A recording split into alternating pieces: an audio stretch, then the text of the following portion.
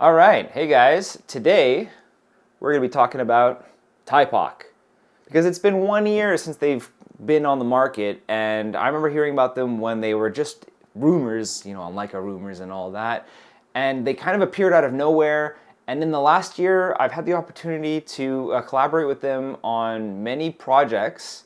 Mostly obviously being with the reviews. I've now had the chance to test 4 of their lenses, and as we've seen, they are just constantly pumping out lenses. And I just wanted to kind of touch back on what I've been up to with them and how I incorporate these wonderful lenses that I've really praised into my workflow. So these two are my main, daily driver Thypoch lenses. This is the 28mm 1.4 Simera with a moment cinebloom filter on it, and this is a 50mm 1.4 Simera with the with the CPL, circular polarizing filter on it.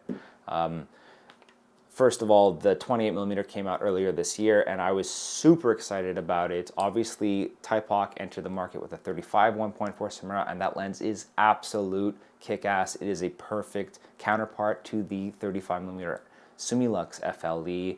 I think it's a great lens. It's obviously not exactly the same optically, but it's so close that the value just makes perfect sense for me. That being said, the 28mm is obviously an evolution on it. Thypoch has just been moving so quickly, dishing out everything they got, listening to the public. There's so many communities that they're just watching and listening to that they have paid attention. They've incorporated the chrome rings on their front, on the bayonet mount for their lenses. They've now gotten rid of the focus tab here, the infinity lock, and they opted for a proper tab on their lenses. So, it's definitely a work in progress, but it's cool to see lens manufacturers so engaged with the community, but also dishing out lenses that we want. Right? The 28mm is definitely a lens that people have been asking for. 28mm is wider than my usual 35. It's obviously a little tighter than the 21 that I reach for when I do, street photography.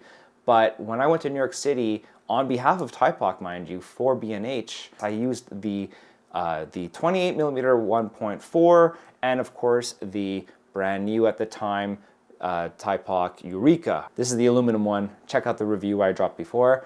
The 28mm was such a unique experience because I've been sticking with 35mm since 2017 pretty much, and shooting 28mm at 1.4 is a bit much for street photography, so I stopped it down quite a lot, but it was very intuitive, very fun to use. For my workflow now, I do weddings pretty much every weekend, and this 20mm was actually my go-to lens for so many weddings, primarily for video use. Because you have that declickable aperture, you have a very short minimum focusing distance, and you have that fast 1.4 speed. So I just declick the aperture, I can adjust on the fly where I want to be. If I'm going from indoor to outdoor, I'm sticking by this lens, but also when I do video for weddings, I'm usually shooting 4K 60. I like having the croppability, the detail, and of course the ability to slow down my footage.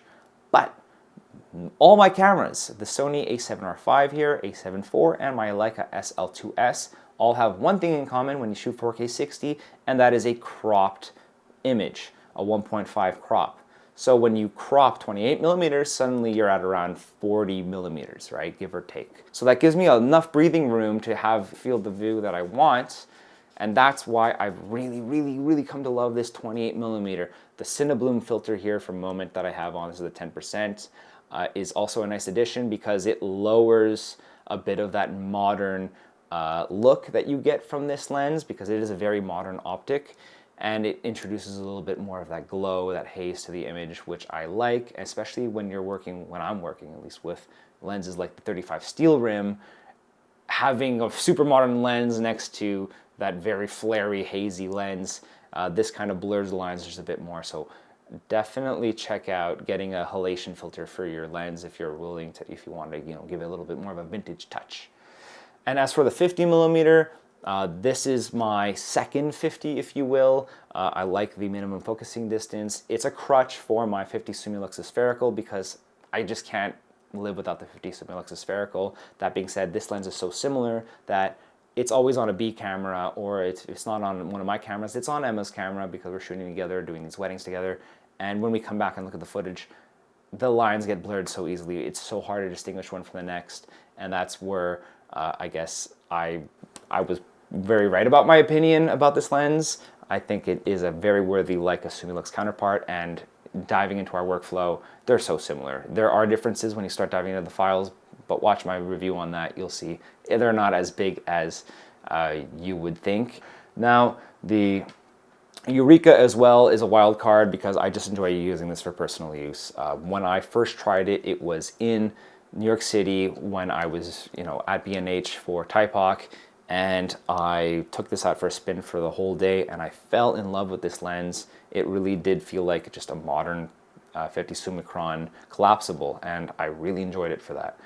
But yeah, so basically, to summarize, Thypoch has been listening to the public. They're very community-based, which has been very impressive. They have their Facebook groups. They're always monitoring the chats and monitoring posts and replying and trying to engage with the community, but listening to them as well, right? With the 35 Simera that came out a year ago, there were a few things that people had a few minor gripes with. Optically, they were phenomenal, but there was the Infinity lock at first. There was the bayonet mount at first that wasn't chromed, and now it seems like Thypoch is rolling out these chromed bayonet mounts, as you can see here.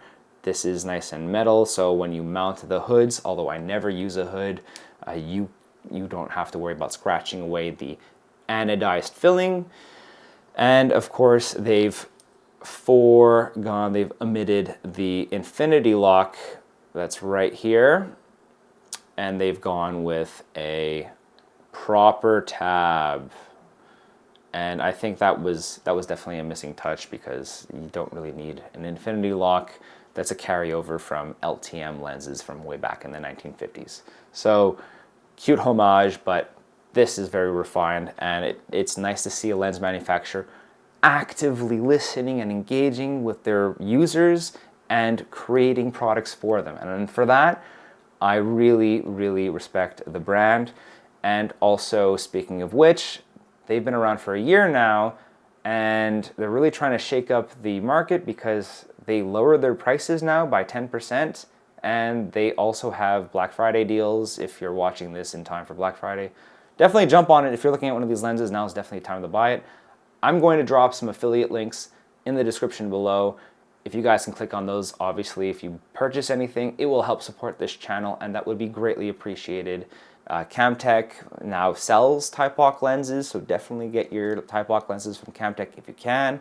And also, thank you guys for watching. Thank you guys for following my channel for the time, and I appreciate communicating with you guys and everything. So I'll see you guys in the comments below. See you guys in my next video. Don't worry, Leica M10R video is coming out soon.